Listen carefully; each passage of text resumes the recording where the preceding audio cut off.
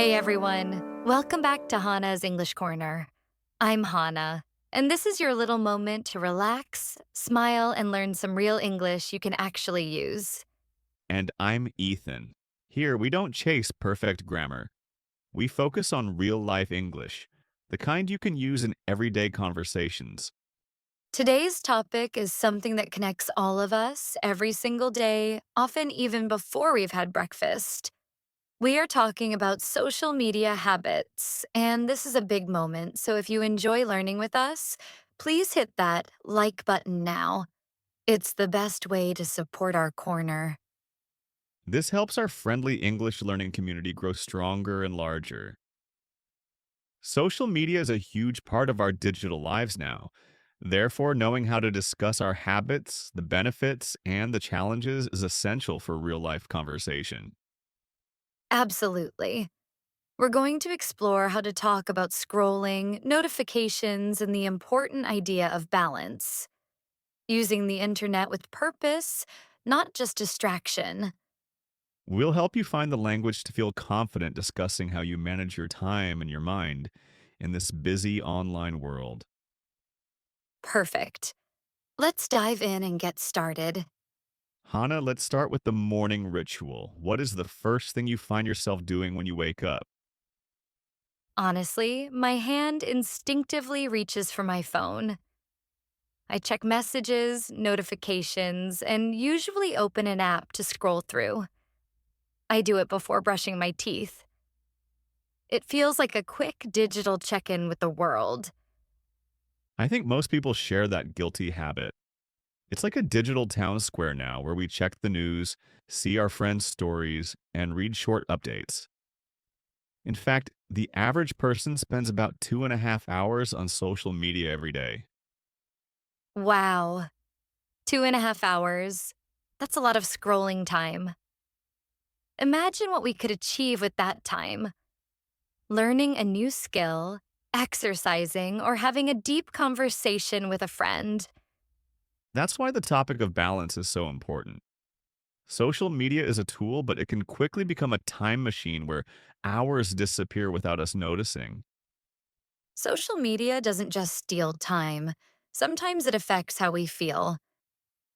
Have you noticed the emotional change it can bring, Ethan? Definitely. We call it the highlight reel effect. Despite knowing that no one posts their bad hair days or boring evenings, we still see only people's perfect moments. That's so true. It makes me compare my life with others, even when I know it's just an edited reality. Sometimes I feel happy when I see positive posts, but sometimes I feel a bit down when others seem to have a perfect life. That feeling of comparison is a normal human reaction, however. It is crucial to remember this mantra. Never compare your behind the scenes to someone else's highlight reel. Your ordinary life is just as important as their edited moments. That is a powerful mantra, Ethan. So, we can change that by practicing intentional consumption, right? Precisely. Choose who and what you follow. Therefore, unfollow accounts that make you feel insecure and instead follow accounts that make you feel inspired or teach you something new. That's a great piece of advice. I started following English learning pages. It's like getting a mini lesson every time I scroll. It turns my distraction into a small piece of progress. Let's look at the good side. Social media isn't just for strangers, it's a powerful tool for family. It acts as a digital bridge between hearts, making distance feel smaller. It does. My mom sends me heart emojis every morning. That simple habit makes me feel connected. I also love using it to share positive experiences. Sharing with intention is key. For example, posting about learning something new can motivate others. You used your post to inspire others, consequently, that felt very meaningful. That's right. Because sometimes one kind comment can change your whole mood, reminding us that the internet can spread kindness. Absolutely. We must remember to stay kind and stay calm in every interaction. Online words can travel faster than we think, so we should always be thoughtful before we post or comment. Let's talk about the solution finding balance. I am so guilty of checking one notification and suddenly an hour disappears. That's why we need boundaries. I like to think of social media as dessert.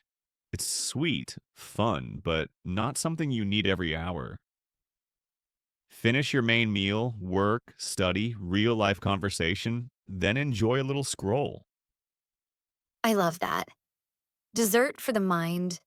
I've tried to set a timer. I set a 15-minute alarm for scrolling. When it rings, I close the app and stretch or drink water. This helps me focus better. That's smart. That process trains your concentration muscle slowly. You must remember that social media is a tool, not a trap. When you use it with awareness, it becomes a friend, not a thief of time.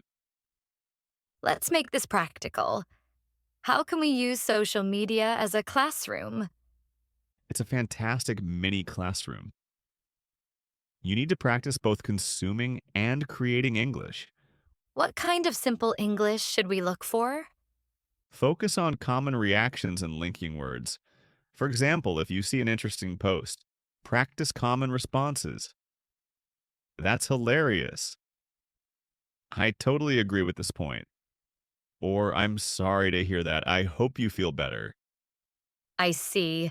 That gives me strong phrases to use. And what about when I want to post? Use open questions to start conversations. For example, instead of just posting a photo, write a caption like, I had a great weekend. What do you think about my new recipe? Or have you ever tried to learn a new skill? Let me know. That encourages interaction. And my most important practice comment in English. Absolutely. Even writing looks amazing. Where is this place? Trains your brain to react faster in English.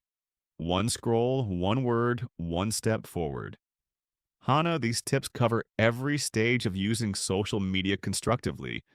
They all feel simple and doable. Remember the garden wall story. A person doesn't build the whole wall in one day. Every morning, they lay one brick. Exactly. One brick today, one brick tomorrow. Small steps. Communication, not perfection. We hope this episode empowers you to train your brain confidently.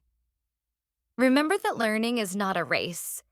It's a slow, steady building project that requires patience and kindness. The most important mindset is kindness. Be kind to yourself when you try to speak. Mistakes are proof that you are trying, and that is something to be proud of. We want you to use English to live your life. So when you try shadowing or commenting today, don't worry about grammar. Focus on the feeling of flow and the feeling of connection. You're doing a great job. Keep laying those bricks. What is your one brick today? Will you set a timer or will you write an English comment? Your ability to communicate is limited only by your muscle memory. And muscle memory grows through consistency, not intensity. Thank you for spending this time with us today. It's truly a pleasure to explore ways we can make genuine progress in our lives. We're proud of you for showing up, learning, and growing, and for choosing to adopt these manageable daily habits. See you next time on Hana's English Corner. Take care, stay kind, and remember that consistency is your true superpower. One small step is all you need. And remember, keep your English alive every single day.